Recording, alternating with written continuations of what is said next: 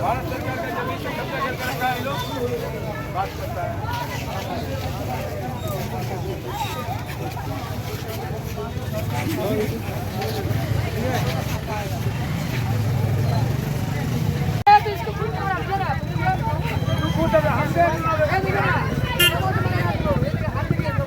आपको पता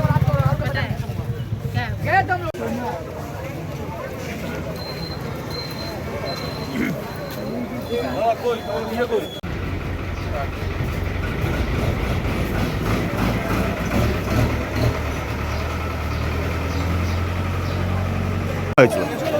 আমরা দেখতে পাচ্ছি 4 তারিখ বিজেপি সরকার ক্ষমতায় আসার পরে যারা 4 তারিখ 12টা পর্যন্ত তৃণমূল কংগ্রেস জিন্দাবাদ বলতো, তৃণমূল কংগ্রেস জিতছে বলতো এবং বিজেপি কর্মীকে দেখে দেখে মারার কথা বলেছিল ক্ষমতায় আসার পরে, তারাই একটা বাজার পরে যখন দেখলে বিজেপি সরকার চলে আসলো, একটা বাজার পরে ওই সব গুন্ডাগুলোই গেরুয়া টিকা পরে, গেরুয়া পাঞ্জাবি পরে, গেরুয়া উত্তরীয় পরে প্রত্যেকটা জায়গায় দাঙ্গা লাগাচ্ছে, প্রত্যেকটা জায়গায় অশান্তি করছে।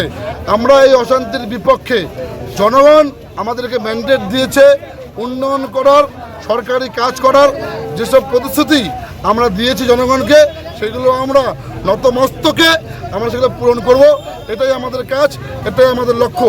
কিন্তু তৃণমূলের কিছু গুন্ডা রাতারাতি বিজেপি হয়ে এই কাজগুলো ফুলবাড়ি 1, ফুলবাড়ি 2 প্রত্যেক জায়গায় সংগঠিত করছে।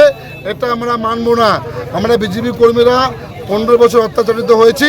এই অত্যাচার চলতে পারে না, এই অত্যাচার চলবে না। আমরা পুলিশকে এখনও বলছি, যারা দোষী, যারা দোষ করেছে আপনারা ইমিডিয়েট ওদেরকে অ্যারেস্ট করুন, কঠোর ব্যবস্থা নিন, এলাকা শান্ত রাখুন। আমরা এলাকাবাসীকে আশ্বস্ত করছি বিজেপি শান্তির পক্ষে, বিজেপি হিংসার পক্ষে না। এই জন্যই আজকে থানায় এসেছি।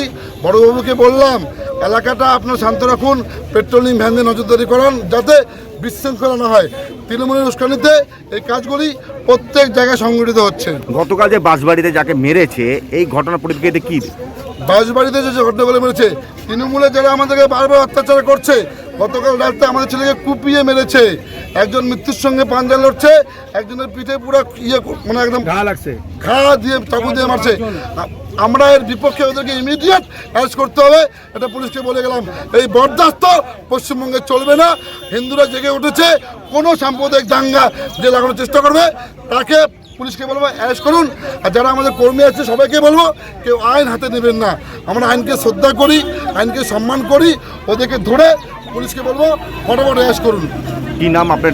রাহুল বর্মন, ডাবগ্রাম ফুলবাড়ি 1 নং মন্ডল প্রেসিডেন্ট।